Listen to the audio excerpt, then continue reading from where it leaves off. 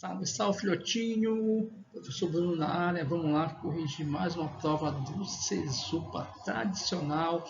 Bem forte, filhote, porque estamos com tudo, filhotinho. Olha só, se você não é inscrito no nosso canal, se inscreva, dê o like e compartilhe para que o nosso canal possa crescer, tá certo, filhotinho? Vamos lá.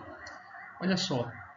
Questão 37. De uma forma geral, o avanço científico e tecnológico trouxe muitos benefícios, mas também muitos desafios para a inteligência humana. A tecnologia permite que o homem retire da natureza a matéria-prima e energia, realize intensas modificações no espaço geográfico, proporcionando uma série de impactos sobre o meio ambiente, construindo, dominando, mas também destruindo tudo ao mesmo tempo. Tá? No contexto da citação acima, é verdadeiro afirmar que, letra A, um exemplo de domínio do homem sobre a natureza é a apropriação dos cursos fluviais, tá? Para a obtenção de energia através das hidrelétricas, tá? Sobretudo em rios de planície, tá? Porque aí o impacto é maior. Você tem que fazer a barragem e essa barragem vai inundar a área florestal, tribos indígenas, provoca desterritorialidade da população indígena e ribeirinha, tá? Diversos impactos ambientais, tá? Que embora considerável e renovável, aí é um ponto importante, tá? A fonte de energia ela é renovável, tá? Não quer dizer que ela não vai gerar impactos ambientais. Do ponto de vista da geração de energia, ela é limpa, tá? Provoca profundos impactos ambientais, correto, que faz com que suas instalações sejam motivo de polêmica, tal como ocorre atualmente com a provável implantação da usina de Belo Monte, tá? Na região amazônica, em função das discussões sobre o desenvolvimento sustentável. Corretíssimo, letra A de Alok, filhote, tá? Não te esquece. Construção de usinas hidrelétricas em rios de planície. O impacto ambiental ele é muito maior, tá? B. Um dos mais sérios desequilíbrios ambientais da atualidade consiste no efeito estufa, resultado da emissão de determinados gases, a exemplo do dióxido de carbono, liberado exclusivamente pelas queimadas. Está aqui o erro, tá, filhotinho? C. Nos dias atuais, o poder técnico-científico e informacional das nações desenvolvidas possibilita as mesmas não só prever, como também evitar presença de fenômenos naturais considerados catastróficos, tá? A exemplo das erupções vulcânicas, isso aí não tem como você prever, tá certo, filhote? Erradíssimo. D. O novo meio geográfico que se desenvolve no atual período do capitalismo apresenta um espaço geográfico denso em objetos tecnológicos voltados para a preservação ambiental, não a tendência no capitalismo que esse meio técnico, científico, informacional desenvolva novas tecnologias, tá? E o poder de destruição também tem que ser maior, embora hoje tenha uma política de preservação ambiental, um discurso mais ecológico, mas isso não ocorre principalmente na lógica do capitalismo. Correta, letra A, tá? Questão 38, tá? Veja, ele já traz a imagem do Charlie Chaplin. Então, quando ele traz a imagem do Charlie Chaplin na engrenagem, uma foto tradicional, tá? Ele vai estar sempre associando ao Fordismo, tá, filhotinho? Que faz oposição ao Toyotismo, tá, filhote? Então você não pode esquecer, no Fordismo, tá, década de 20, havia uma necessidade de controlar o tempo do trabalhador. Então, se o trabalhador produzisse menor tempo, logicamente aumenta a produção. Então havia uma rigidez no controle do tempo, tá? E também no trabalho repetitivo, manual, tá? Um trabalho especializado, sem qualificação, onde o trabalhador fazia uma única tarefa, tá? Esse modelo caiu E aí na década de 70 surge o modelo toyotismo, o modelo japonês, aonde ele vai fazer oposição ao Fordismo. O toyotismo também é chamado de pós-Fordismo, aonde o trabalhador ele é polivalente, ele executa várias funções, tá? E no Fordismo, tá? Uma das marcas do Fordismo foi a criação da chamada esteira rolante, tá?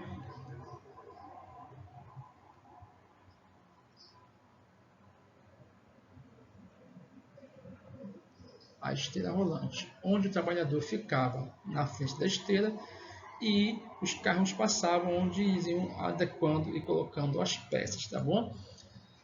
O processo de industrialização mundial ao longo da sua história passou por várias mudanças, como apresentado na imagem abaixo, que faz parte do famoso filme Tempos Modernos, do grande ator e produtor Charlie Chaplin. Esse filme satiriza as mudanças impostas no sistema fordista ao setor industrial.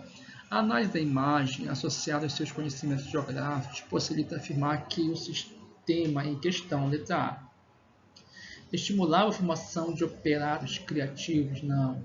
O trabalho era manual e repetitivo, tá? B, além de exigir habilidades especiais, não tinha essas habilidades especiais, tá? Aqui na própria imagem ele mostra apenas apertar parafuso, tá? C, tinha como característica fundamental a presença de uma linha de montagem, tá? Sempre aparece em prova a linha de montagem, tá, filhotinho? Que treinava os operários na utilização de mecanismos simples, extremamente repetitivos, desprezando a exigência de habilidades e capacitações especiais, além de centrar a produção na massificação, tá? Ou seja, o Fordismo é baseado na produção em massa, em grande quantidade, correta. Letra C de casa. Letra D, estimulava a diversificação da produção industrial. Não, já que a produção era em massa, o mesmo produto, então não tinha essa diversificação, por isso que ele faliu, tá? E o toyotismo ele vem justamente para dar essa diversificação, o que ele vai chamar de flexibilização produtiva, tá? Onde eu posso criar uma geladeira preta, uma geladeira amarela, um fogão vermelho, tá? A flexibilidade passa a ser uma das marcas do toyotismo e a rigidez é uma marca do Fordismo, então não havia essa diversificação, tá ok, filhotinho? 39, tá, filhotinho? A Copa do Mundo de 2010 realiza-se pela primeira vez no continente africano e o país sede escolhido da FIFA é a África do Sul. Este país destaca-se no contexto, porque, lembrando, tá, filhote? A África do Sul faz parte dos BRICS, tá? Dos novos países emergentes, tá certo? Brasil, Rússia, Índia, China e África do Sul, tá, filhotinho? Então, a África do Sul é um país subdesenvolvido, porém industrializado, considerado como um país emergente, tá? E, portanto, se difere dos demais países do continente africano, que o Milton Santos sempre chamou de países luminosos e países opacos, tá? Vamos lá, letra A. Em seu território estão os mais intensos e longos conflitos de natureza étnica do contexto continental, tá? Tal como acontece em vários outros países do continente. Resquício de um período colonial marcado por imposições de fronteira, chamadas fronteiras artificiais, tá? Sem respeito às divergências culturais e étnicas dos povos colonizados, tá, filhotinho? Então aqui, ó, estão os mais intensos conflitos de natureza étnica do contexto continental, tá? Nós temos, então, filhote, a África do Sul, ela não é o país que tem esse conflito étnico mais intenso, tá certo? Você tem outros países como Ruanda, por exemplo, tá? Então, embora o resto da questão esteja coerente, mas ele não tem esse conflito de natureza étnica no contexto atual, tá? B. É o país africano que apresenta a economia mais dinâmica do continente, sem sombra de dúvidas, tá? E uma infraestrutura de serviços capaz de oferecer condições de realização de um evento de grande porte, como a Copa do Mundo, verdadeira, tá, filhote? há alguns anos, olha aí, este país tinha um sério problema social interno, que era a presença do apartheid, oficialmente abolido no país. Corretíssima, letra B, tá? Lembrando que o apartheid era aquela política de segregação racial entre brancos e negros, onde o colonizador criou uma legislação em que a minoria branca ela se sobrepunha à maioria negra. Então, é uma forma de dominação, tá? Oficializada legalmente, tá? Nesse país onde os negros eram subjugados pela minoria branca, tá certo? Mas esse sistema acabou na década de 90, portanto, esse conflito deixou de existir, tá? Correto, então, letra B, tá? Letra C, além de apresentar uma crescente estabilidade econômica, não apresenta sérios desníveis sociais, tá? Tá errado. A África do Sul, assim como o Brasil, tem problemas sociais gravíssimos, tá? Letra D, sua localização geográfica privilegiada na costa mediterrânea. Não. A costa mediterrânea fica na África do Norte e a África do Sul, como o próprio nome diz, está lá no sul do continente africano. Então, correta a letra B de Bruninho Alok, tá? Vamos lá. Próxima questão, filhotinho. Olha só. O domínio morfoclimático das pradarias ou campanha gaúcha ou pampa gaúcha, tá? Localizada na porção meridional do território brasileiro, então pega toda aquela região sul do Brasil, e em especial o Rio Grande do Sul, tá, filhote? Apresenta uma apropriação antrópica, ou seja, ação do homem, tá, filhote? Vamos lá, só para lembrar, filhote, tá? Então você tem aqui o Rio Grande do Sul, tá? Você tem o sul do Brasil, tá? E aí você vai ter o destaque aqui para o Rio Grande do Sul, tá? No Rio Grande do Sul, você vai ter aqui uma região formada por um relevo levemente ondulado, tá? Esse relevo levemente ondulado recebe o nome de, tá? Recebe o nome de coxilhas, não esqueça disso, tá, filhotinho? De coxilhas, tá? Nessa região você vai ter a presença de gramíneas, tá? Gramíneas, é isso que caracteriza as pradarias, tá? Você não vai ter vegetação de médio e grande porte, é uma vegetação rasteira, tá? Formada por manchas de gramas, e esse relevo levemente ondulado com a presença de gramíneas é muito utilizado nessa região uma atividade que é justamente a pecuária, tá? A pecuária nessa região, tá? O que vem provocando nessa região, tá? A ação antrópica, tá? Principalmente com a introdução da pecuária, que vem provocando aquele processo de arenização na região sul do Brasil, tá, filhote? Então não é essa questão muito fácil, vamos lá. Letra extensas reservas extrativistas implantadas recentemente, erradíssimo. B. Práticas agrícolas com características preservacionistas, a exemplo do cultivo em áreas de várzea dos rios, que cortam as planícies gaúchas, que apresentam um regime de forte temporalidade, destacando-se nesse contexto a risicultura. Não é a risicultura, é a pecuária, tá, filhote? C. Extensas áreas de prática da pecuária, corte, que tem se modernizado nos últimos anos, realizado nas grandes manchas de campos, tá? Que são as gramíneas, tá? Lembra o campo de futebol, que cobrem as leves ondulações, olha lá, as coxilhas, que constitui a principal formação vegetal deste domínio. Correta, letra C, a expansão da pecuária, tá, filhote? Letra D, práticas agrícolas modernas que ocupam áreas desmatadas das florestas originais, mata de araucária. Lembrando que a mata de araucária ela já está mais aqui em cima, nessa região fronteira com Santa Catarina, e aqui na região do Paraná, tá certo, filhote? Então, correta a letra C de casa. Explorada em pequena escala desde o início do século XIX, a extração da borracha intensificou-se na Amazônia a partir de 1850, A comercialização do produto em nível internacional se deu principalmente nos anos de 1905 e 1912, início do século XX, tá, filhote? Época do seu apogeu, quando a economia brasileira, em particular da Amazônia, tinha forte dependência da extração do látex. Essa época foi denominada de ciclo da borracha e propiciou à Amazônia brasileira grandes transformações, tais como, tá? Você não pode esquecer que no ciclo da borracha, tá? Houve uma intensa corrente migratória. De quem, Bruninho? De nordestinos. Tá? Então, os nordestinos é que vão ser a mão de obra utilizada para coletar esse látex. Tá? E essa mão de obra vai receber o nome de seringueiro. Tá? Então, a mão de obra era chamada de seringueiro, tá certo, filhote?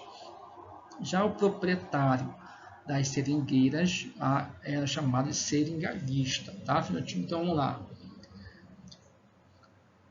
Vamos ver as transformações provocadas pelo ciclo da borracha. Letra A.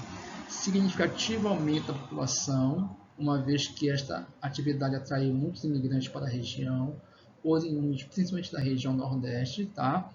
Que passaram a constituir a principal força de trabalho dos seringais.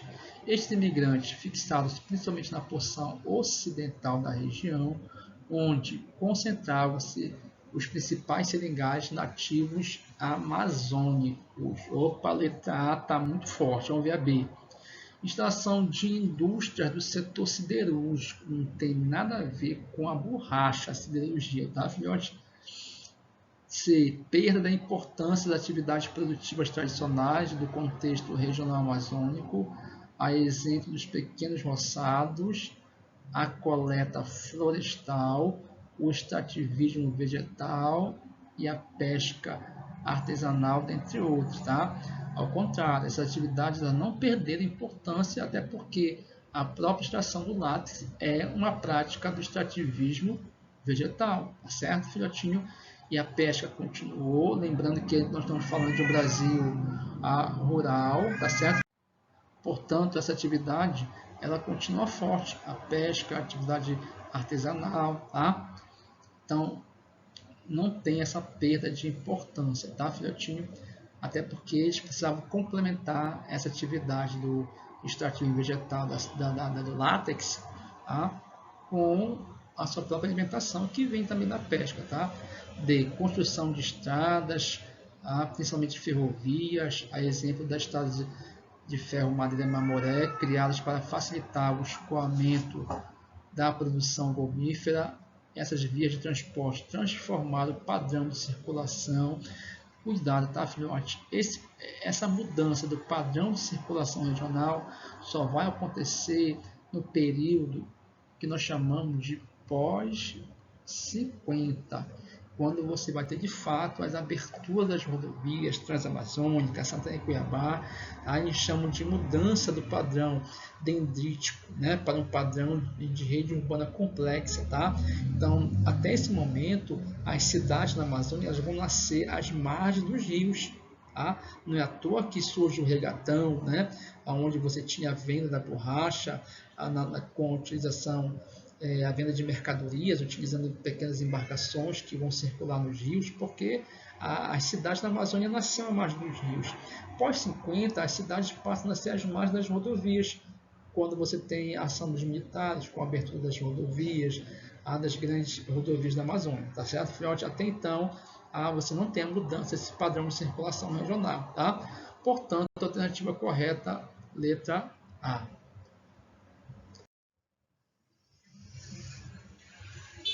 Vamos lá, filhotinho, a última questão. Amazônidas. Somos todos filhos da floresta, seringueiros, ribeirinhos, índios, castanheiros ou ainda quilombolas.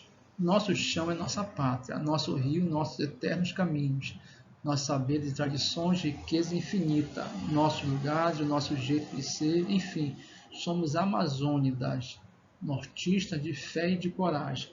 Na Amazônia, são diversas as formas de produção e organização do espaço geográfico, com forte influência cultural, com os espaços de vivência dos chamados povos da floresta, cantados nos versos acima.